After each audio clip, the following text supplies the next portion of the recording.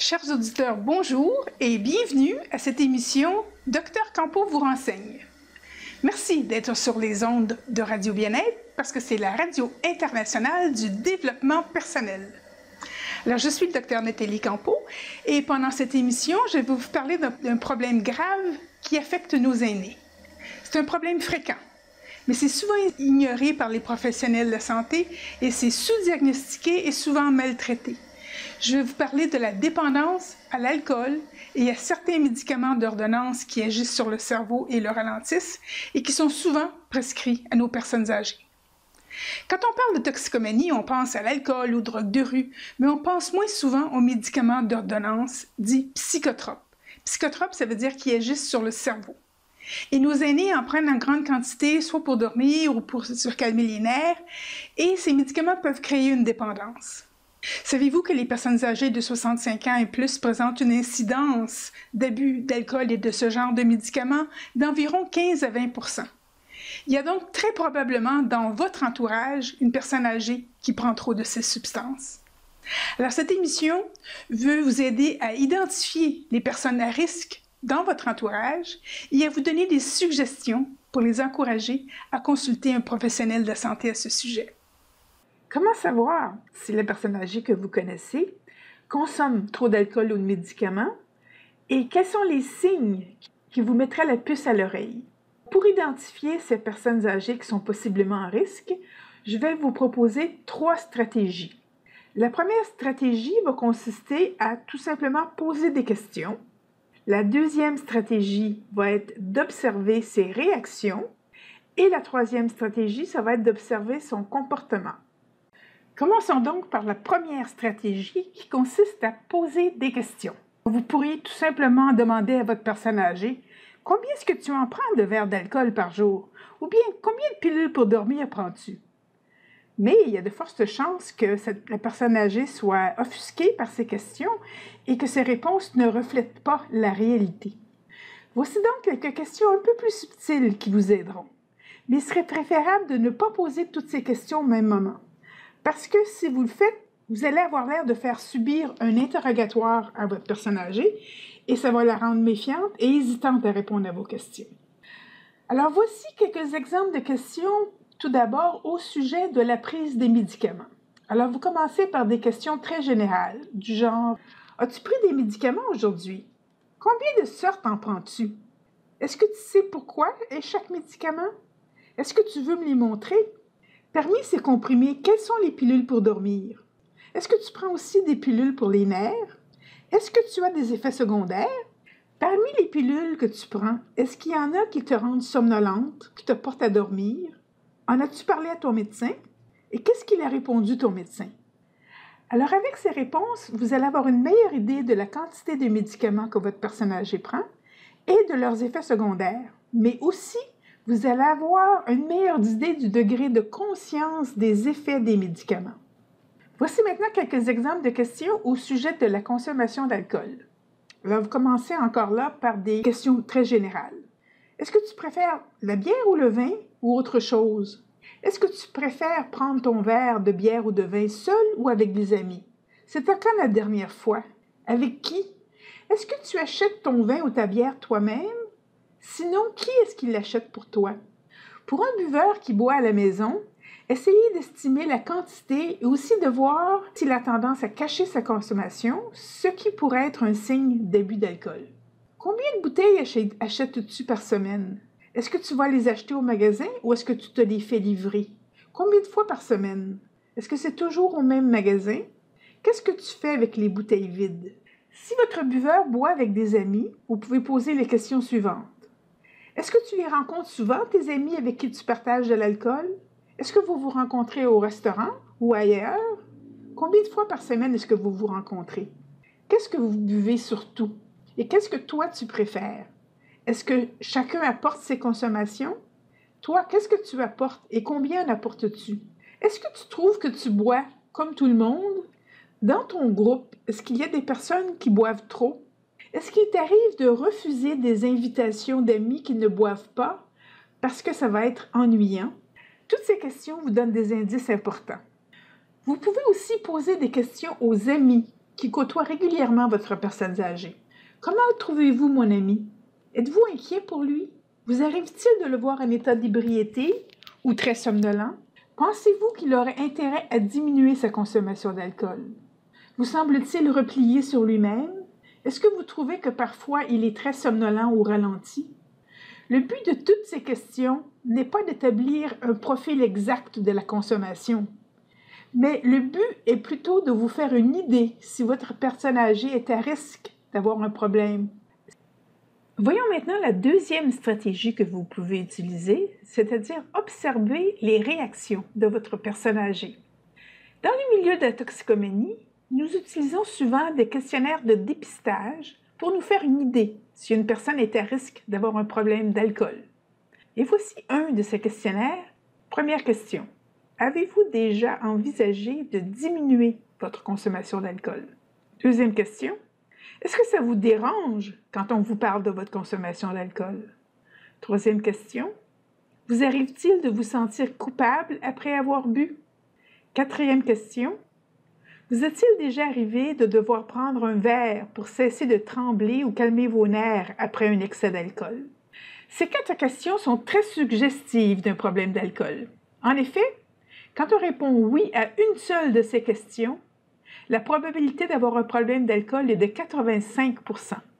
Alors, je vous suggère de glisser une de ces questions dans la conversation et de voir la réaction de votre personne âgée. Il se peut qu'elle réponde franchement et naïvement à une ou plusieurs de ces questions, ou il se peut qu'elle soit sur la défensive et refuse de répondre, ou qu'elle tourne la question en boutade. Dans ce cas, le problème d'abus d'alcool est suspect. Surtout si cette attitude défensive se répète à quelques occasions, car le refus ou l'agacement est en fait répondre par l'affirmative à la deuxième question.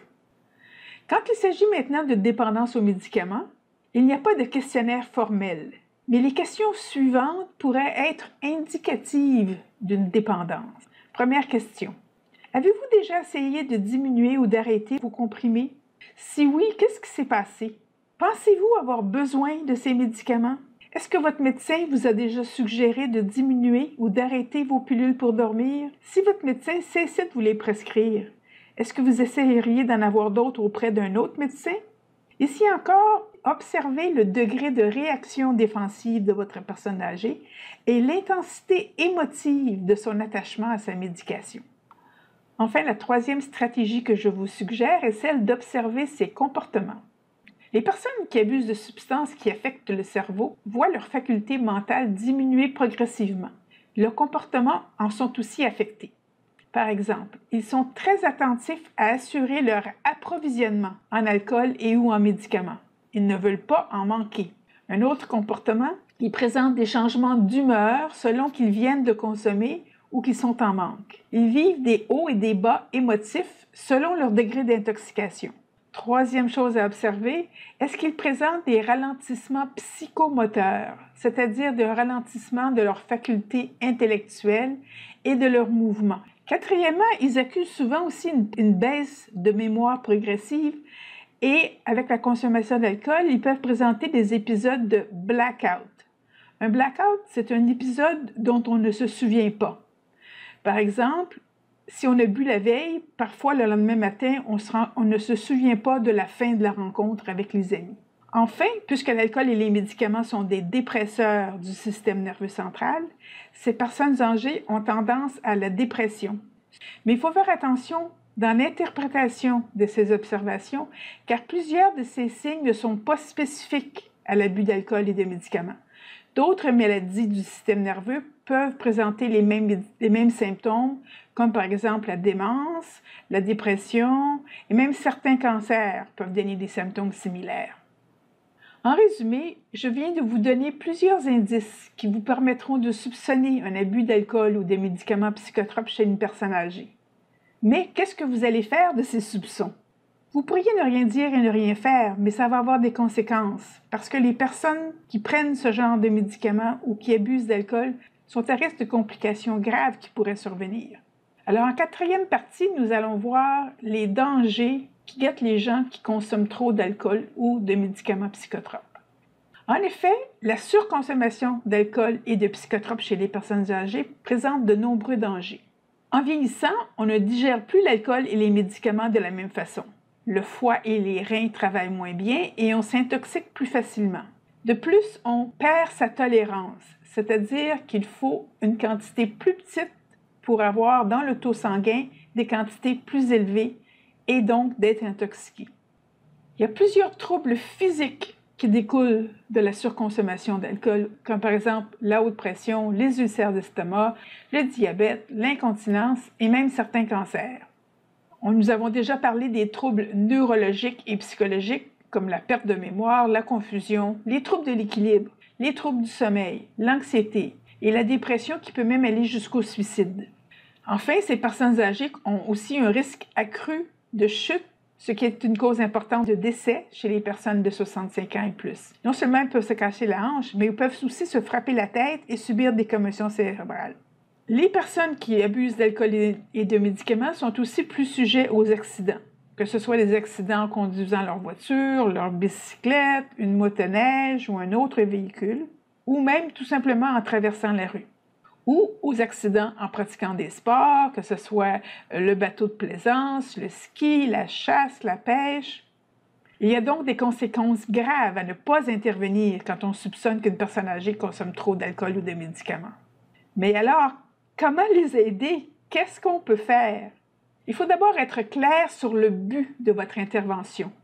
Votre but n'est pas de traiter vous-même la toxicomanie de cette personne, mais de l'amener à accepter de l'aide. De nombreuses années d'expérience dans le traitement des personnes qui consomment trop permettent d'affirmer que les stratégies suivantes sont inefficaces. Le contrôle, la menace, le mensonge non plus, c'est pas efficace. La manipulation. Ces stratégies, ces tactiques n'offrent que des résultats temporaires et de plus, elles ont l'inconvénient de se mettre la personne à dos. Alors voyons maintenant d'autres approches qui ont beaucoup plus de chances de fonctionner. La première approche consiste à faire le miroir. Alors quand on fait le miroir et surtout quand on montre de la compassion, on montre à la personne âgée ce qu'on voit et ce qu'on entend. Alors je vais vous donner des exemples. C'est tellement dommage. Toi qui étais si vif, maintenant tu es tellement ralenti. Est-ce que tu crois que tes médicaments sont pour quelque chose? Ou encore, je suis inquiète parce que je trouve que tu manques d'équilibre. Crois-tu que tes médicaments sont pour quelque chose? Tu devrais en parler à ton médecin. Il s'agit là de dire à haute voix les observations que vous avez faites et qui vous inquiètent et tenter de faire le lien entre la consommation d'alcool ou des médicaments et ce que vous avez observé. En résumé, si vous voulez protéger une personne âgée qui vous tient à cœur des conséquences possibles de sa consommation d'alcool ou de médicaments, il vous faudra beaucoup de patience et de persistance et de compassion et même d'amour, parce que ça va prendre du temps. Mais n'est-ce pas exactement comment vous voudriez être traité si vous aviez besoin d'aide? Cette émission arrive maintenant à son terme et nous vous remercions de nous avoir écoutés sur Radio Bien-être. Je vous rappelle que cette émission est une vidéo et que vous pouvez la revoir sur la chaîne YouTube de Radio Bien-être. Et surtout, partagez-la! Nous nous retrouverons la semaine prochaine pour une nouvelle émission qui portera sur les parasites et votre flore intestinale. Vous trouverez de nombreux compléments à l'émission d'aujourd'hui dans mon livre « L'énergie du cœur » que vous pouvez vous procurer sur mon site energieducoeur.com. Si vous voulez me contacter, faites-le par courriel en m'écrivant à ncampo@energieducoeur.com ou sur la page contact de mon site drcampovoursrenseigne.energieducoeur.com. Et pendant que vous y êtes, n'oubliez pas de vous inscrire à notre infolette et au bulletin périodique. Alors, c'est un rendez-vous. À la semaine prochaine!